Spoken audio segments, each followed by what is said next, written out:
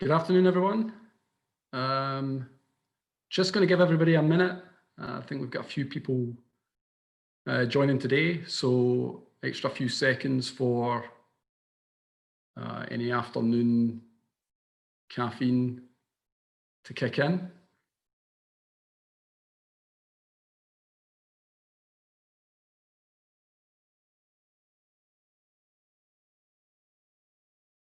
Give it a few more seconds.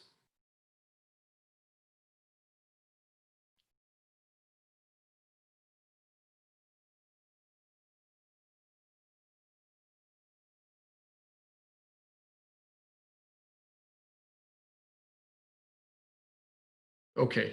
Hopefully everybody can see my screen okay. I think we did some screen checks a few minutes before. We should be good. Let's kick off. Thank you everyone for joining us today on this session. I know you're all incredibly busy. I think we've got a mixture of people on the call today. So some of you might be new to Iomart, some of you not, some of you possibly new to Darktrace, and some not. So just going to introduce myself. My name is Alan Baldwin. I'm one of the service consultants here within the Iomart team. I'm not a security lead, or I'm not part of the Iomart cyber ops side of the business. I'm very much customer facing.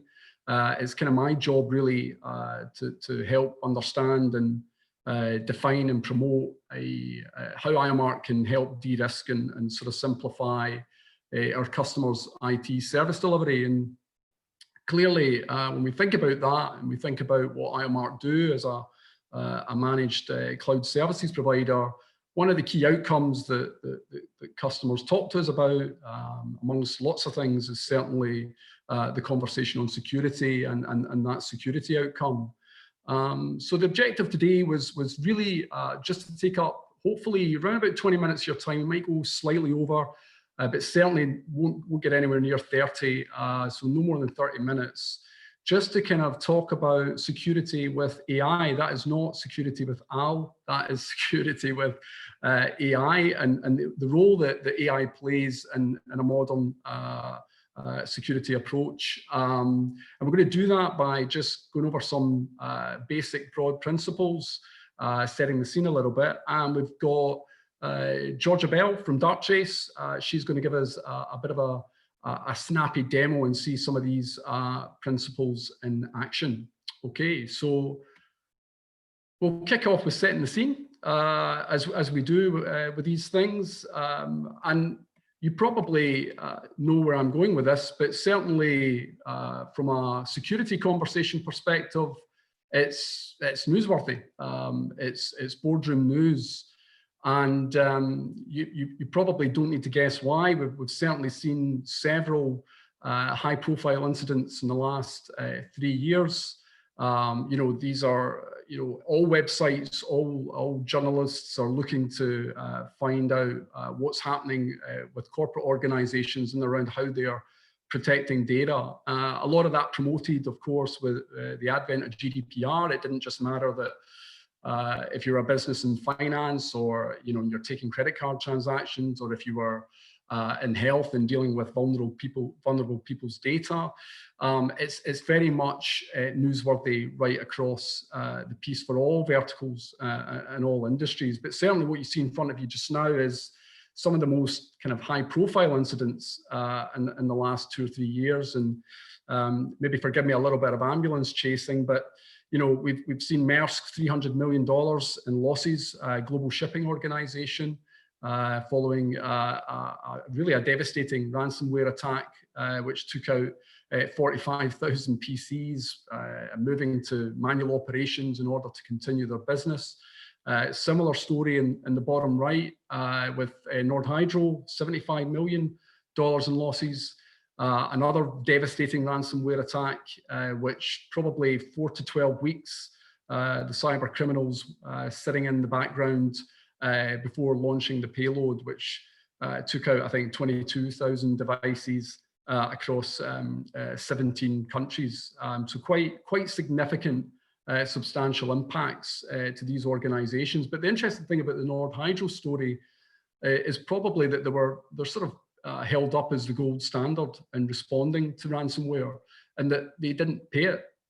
They were able to take the position morally or ethically that they just weren't going to pay out. It wasn't the type of business that they were. But I think some of us that deal in security conversations on a kind of week-to-week basis know that for most organizations, that's probably not the option that they feel that's in front of them. Nordhydro are in the business of aluminium production, so they're probably a little bit insulated from that brand recognition aspect to it. So when you see businesses like Travelex, what once was the leading provider of money transfer services, our very own NHS, we've got British Airways. It's very much a different story there. And interesting, of course, British Airways, their ICO fund was confirmed last month at 20 million, but that's a staggering drop from what was anticipated last year, when I think they were projecting around about 180 million for that. So a slight upside that's being reported, certainly, if there are any, and there really isn't, on the COVID pandemic, is that it looks like some sympathy there in the airline and travel industry with significant reductions in that. So, the point of this is really, even if you're at an enterprise level and you've got enterprise IT budgets, you're just not immune. But that story is rife everywhere. So the IBM, they do a cost of data breach report every year. They're in their 15th edition. And they're reporting there on the bottom right, the average cost of a breach is $3.86 million. So not really quite the same as some of the numbers you saw on the previous slide, but that analysis goes right across all sorts of organization sizes, countries.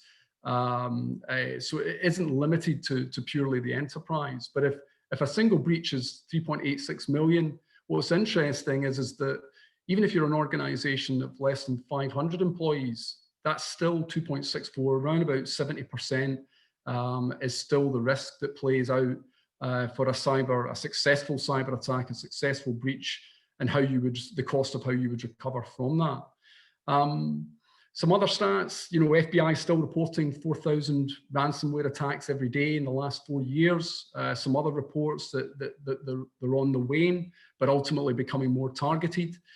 And New York Times says that 20% of businesses are only prepared for a serious attack. So that's 4 in 5, essentially, not ready for potentially what's ahead of them. And another interesting bit of research from Deloitte, they looked into the security black market economics, specifically around email phishing and campaigns. And they're equating the cost of an email phishing campaign to that of a gym membership. So certainly phishing is the most prevalent type of attack that we're seeing out there, day on, day out. But for £25 a month, you could launch an attack.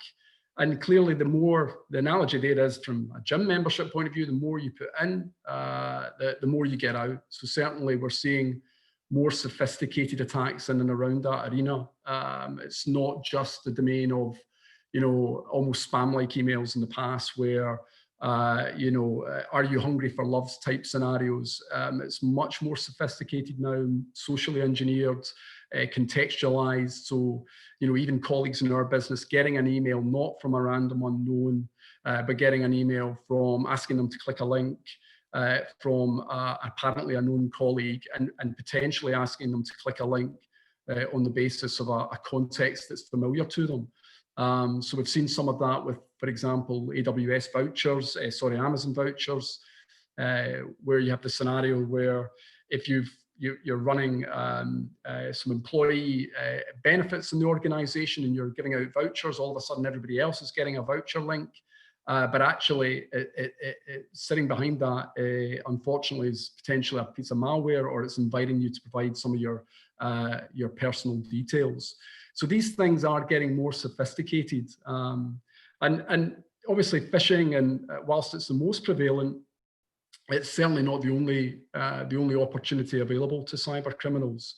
So if we go round the wheel, we've talked a little bit about ransomware already, drive-by downloads, and ultimately you need to start thinking about, whether your defenses are prepared for the range of options that are available to cyber criminals, because it's not just social engineering. It's now even the potential for AI to be used in attack rather than in defense is another aspect of this.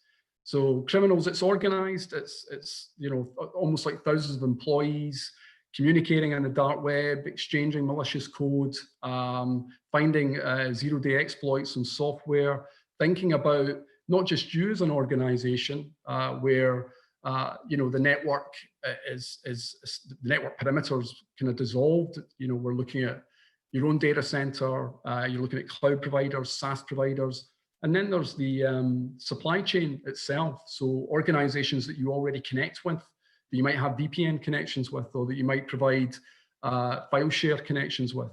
These are all opportunities now that are available to criminals and to try and exploit using ever more advanced techniques.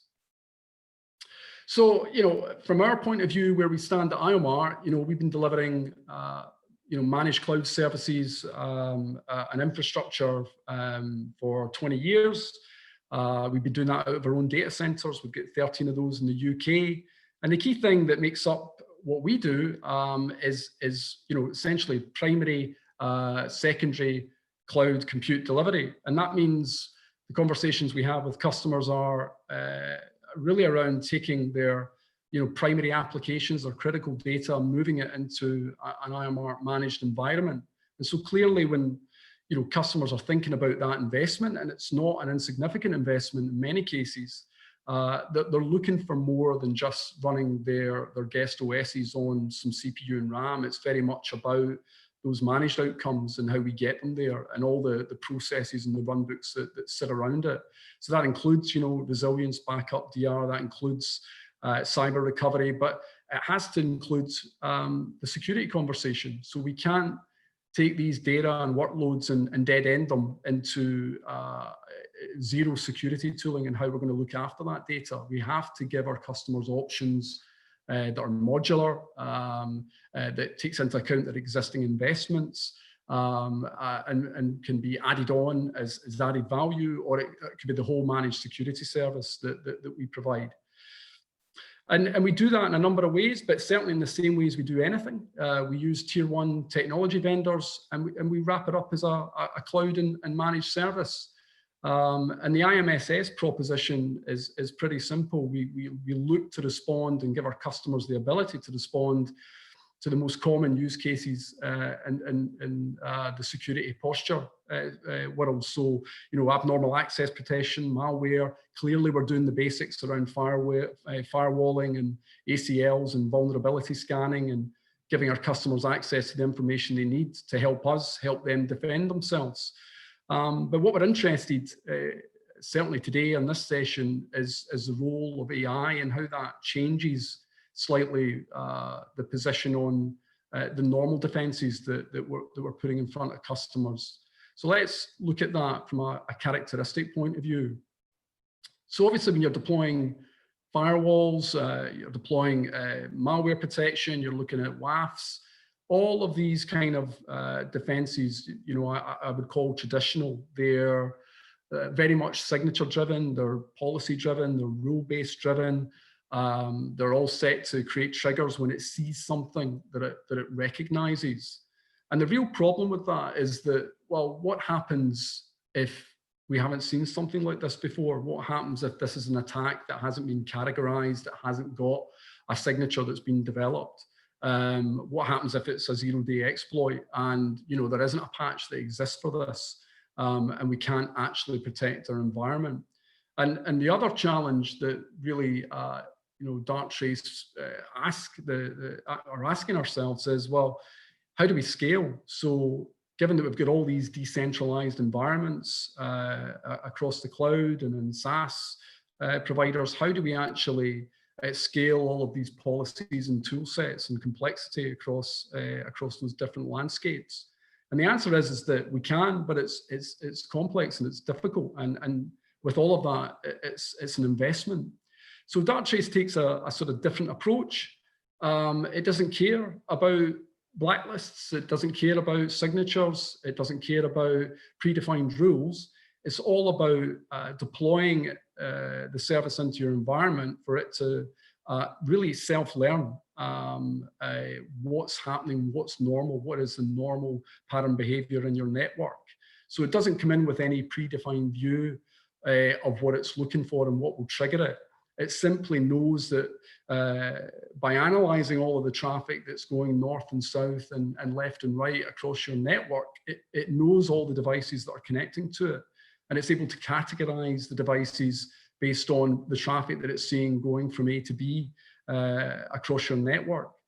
And what that means is that if it sees something anomalous, it's able then to just use the power of mathematics to attach a probability to that as to whether there's something malicious going on, whether there's something that a behavior that's not quite right. And this is powerful because this happens at machine speed. It happens in real time in terms of identifying an attack if it doesn't like what it sees. So it's completely scalable. And I think the key thing is when you think about ransomware and you don't know what tomorrow's attacks look like, and it's kind of the unknown unknowns, it allows us the opportunity to respond. So Darkchase will actually do that autonomously. It'll see something, it will create a restriction that will be proportionate to that attack that it's measuring. And that allows teams, including the Iomart service teams, the SOC and service desk, to actually think about how we circle round and respond to that as a major incident, rather than trying to second guess the nature of the attack and where it might go next. So on that, I'm going to hand over to Georgia. It's demo time. We're going to see some of that happening in action. So Georgia, if we've got this right, I think you're able just to take control. Yeah, hopefully you guys can see my screen here. Should be a 3D world map that you can see. So thanks very much for that, Alan.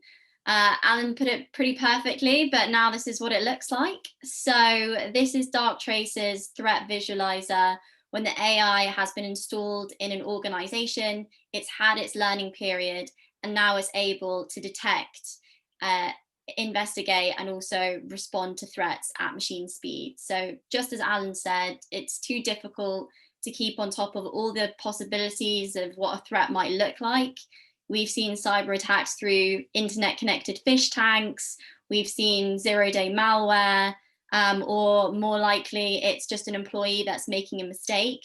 But it's impossible for an IT team to keep on top of all of those opportunities, especially if they're just a 1 or 2 man band. And so what Darktrace is doing is, first of all, showing you exactly what is connected to your network. So this is the first thing you get with Darktrace, that visibility aspect. All of these different locations here are different locations that Darktrace is monitoring. So these can be physical or virtual. Darktrace can be deployed across cloud, SaaS, network, email, you name it. It's all there for your ability to test and to purchase. And on the left-hand side, what you can see here is an inventory of the network. So how many devices are actually connected to this organization? So this is everything with an addressable IP, printers, scanners. And that's a really important starting place, because most people don't actually know what is connected to their network, and how are you meant to defend against it if you don't know what's connected to your network. But more importantly, and where the value comes in with Darktrace, is this aspect above, those patterns of life. So yes, we can see what's on the network, but how are those devices behaving? At what times of the day? Who are they communicating with? Darktrace is constantly building this understanding. It's learning on the job, it's adjusting to evolving probabilities, and doing all of that analysis in real time, so that if and when something looks unusual, it's then presented to you down here in this threat tray. If you've got the mobile app, it comes through on the app, or as we work with Iomart, comes through to Iomart to let them know that something unusual is going on. And if you have our response capability, it can actually surgically intercept that for you. So I'm going to talk through one example quickly to show you how Darktrace would work in a real life ransomware example. So I'm going to click on one of these incidents, as one of our analysts would, or the Iomart team would. click on this magnifying glass, and it actually takes us back to the event in question. So what you can see here behind is the incident populating, and you can think of this user interface as a little bit of a timestamp for your network, a bit of a CCTV camera, and we can actually go back and click play to watch this event happen. So you can see here, there's an internal device. It's got a green halo going around it, which means that Antigena, our response technology, has deemed there is so much unusual activity that it's actually stepped in to take a machine speed response to surgically contain a threat, but still allow normal business operations to continue as usual. So if we click play, we can actually watch this incident play out. And I'm going to click on the device event log so we can watch the visual happening behind, as well as the logs here. So this kind of scenario is probably every IT team's worst nightmare, where a user on the network is using their corporate device and they accidentally click on a link which is not legitimate and has turned out to be something else. So most companies we work with, they've got gateways in place, they've got defenses in place, but as Alan says, attacks are getting much smarter, much faster, and so it just takes one incident to get through to cause this kind of alert on a network.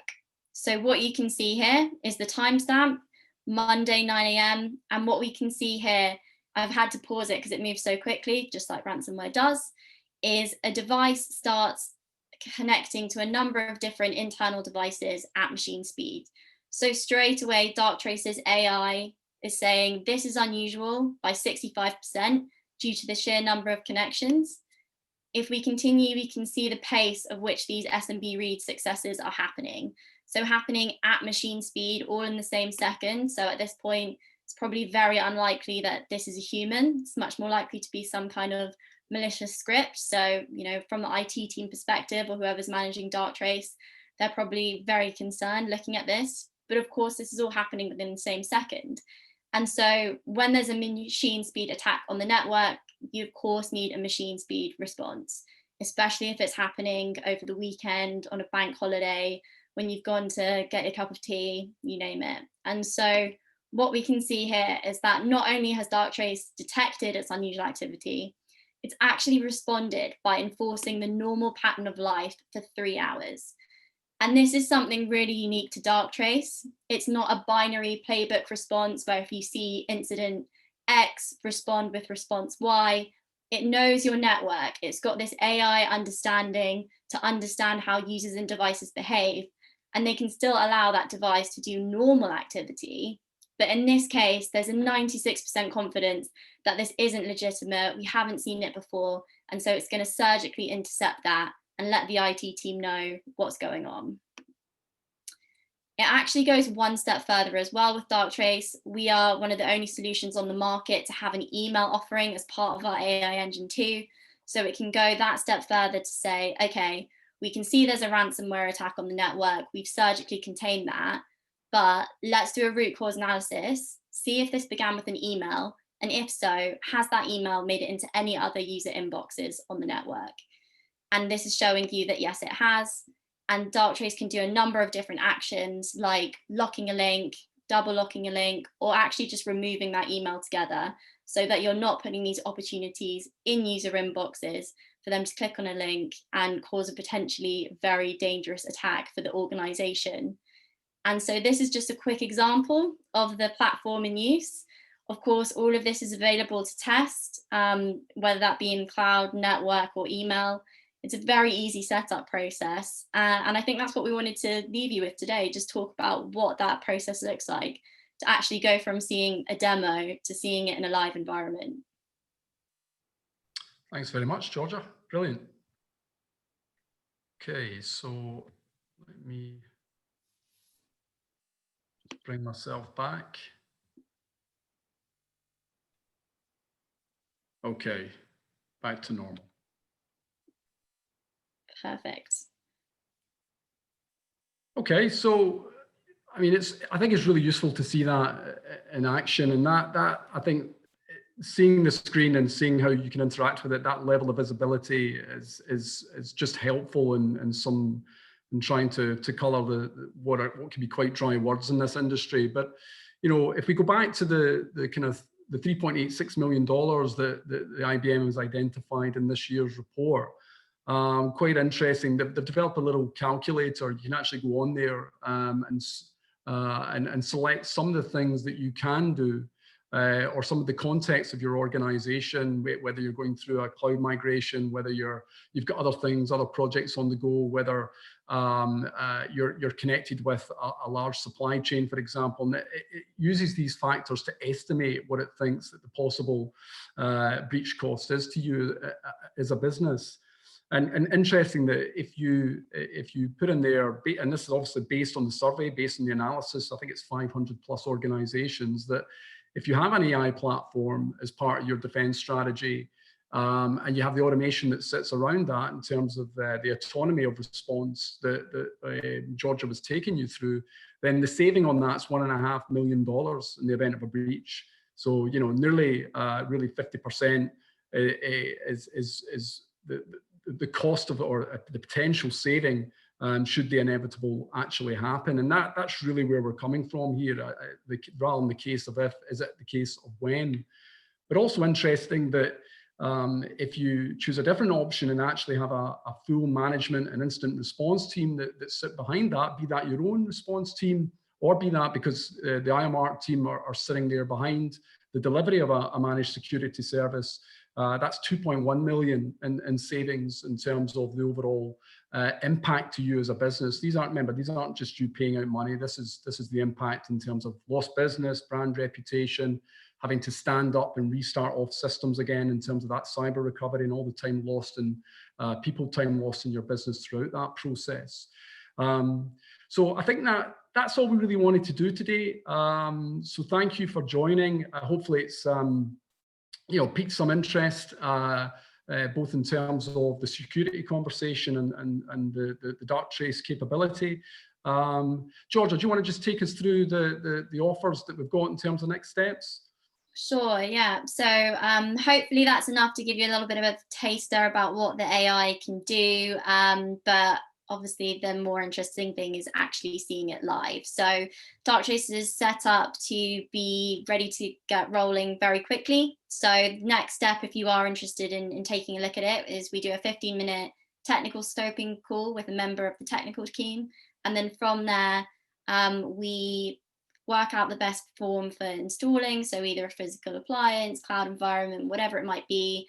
Maximum setup takes an hour, minimum setup takes 15 minutes. Sit and let it learn for a week, and then we work with you for a month. We provide a couple of sessions, to show you what the AI has found, give you the credentials, give you the training, provide threat intelligence reports. But the whole idea is just to show you what the AI can do. And it's very simple to get up and running. And we ship hundreds of these every month for customers all over the world who are interested in enhancing security and specifically bringing on an AI to support human teams. So we'll be following up after the session today with everyone that attended, and setting up a follow-up meeting to answer any questions you might have and see if this would be of interest to you. All right, yeah, so my contact details are there on the left, as is Georgia's, but yeah, we will follow up. We'll also be offering a free vulnerability scan, so that's more of the traditional defense mechanism that's trying to look for the gaps that might exist. Just to complement all of that, we've also got a dedicated member of the Iomart team working alongside Darkchase just as we go through any follow-ups if that is of interest. So that's it from us. I hope that's been useful. We'll let you get back to your day, and yeah, thank you. Bye-bye. Thanks, everyone. Have a good day.